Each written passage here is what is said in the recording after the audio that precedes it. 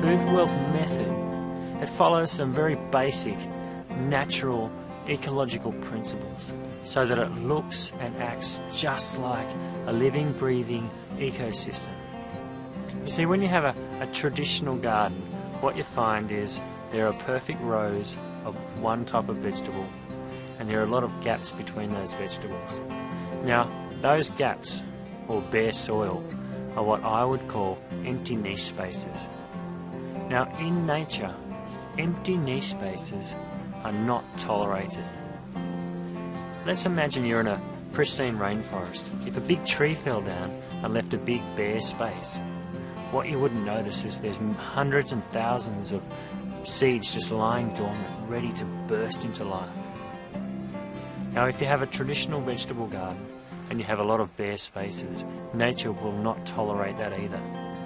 Something will try to fill those empty niche spaces. Now, the most common thing that happens is that weeds do that job. Weeds are the ultimate empty niche space filler. If they weren't, they wouldn't be called weeds. Now, the way that we deal with this in the Food for Wealth method is we don't have empty niche spaces. We're going to run these plots at full carrying capacity. And what we're also going to do, we're going to build up a seed supply in the soil. We're going to let some of the plants go to seed so that there's always thousands of seeds lying dormant in the soil. So if you remove a plant and you do create an empty space, there's something good there to fill the gap. Something good to fill that empty niche space. Because if you don't have something good there, then weeds will do it for you. Now, there's another benefit for having your garden really planted thickly and running at full carrying capacity, and that is it's producing a lot more. Now, because it's producing a lot more, you have to put a little bit into it as well. But I'm not talking about hard effort here. I'm just talking about compost. What we're going to try to do is set up a system so that when you bring nutrients into your life, you keep them in your system and you put them into your garden through your composting system. And then you eat them. You eat the plants, and then any waste goes back to your compost. So you're getting a nice nutrient flow, a nice cyclic flow.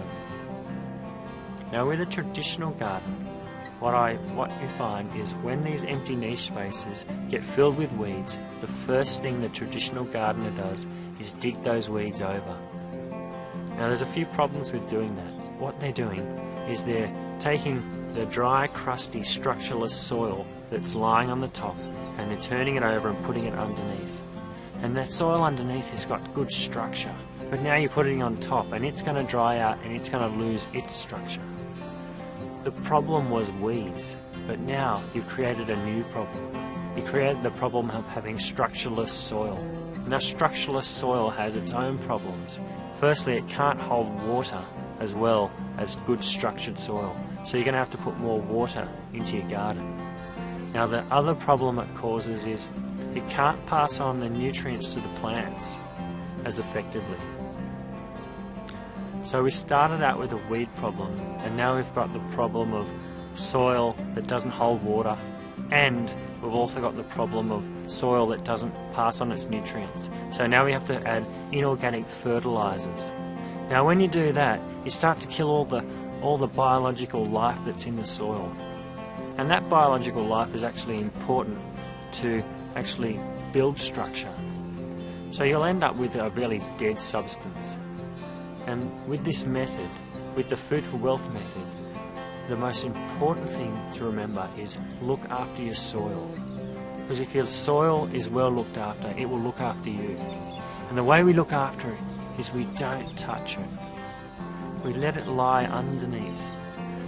We don't dig it, we don't turn it.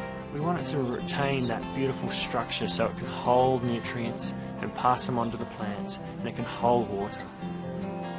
So the number one rule with this method is no digging. The only way we work the soil is we add layers of compost on the top as a surface mulch onto bare patches. Now, I like to get my bare patches covered the same day if possible, because I just want to keep that soil protected. I I want to keep that structure. This is a really important part of the process. Now, in the Food for Wealth method, we're not going to plant in rows, and we're not going to plant one single type of plant to an area. We're going to mostly just mix everything up. There's a good reason for doing this. Firstly, it gives you much better pest protection. Now, pests who eat your crops, usually identify them by sight or smell. Now, when you've got everything mixed up, it is very hard for the pest to actually see the specific plant that they like. It just looks like a jumbled mass, and it's impossible for them to smell it because there's too many different conflicting smells. But I've done all the hard work so that you don't have to. Look, just read through the step-by-step manual and follow every step. And if you put in your garden the way I tell you, and you plant your plants the way I tell you, you will actually get, over a few years, this beautiful ecosystem forming. And you will learn so much about ecology that you didn't know just because you're having an intimate relationship with it.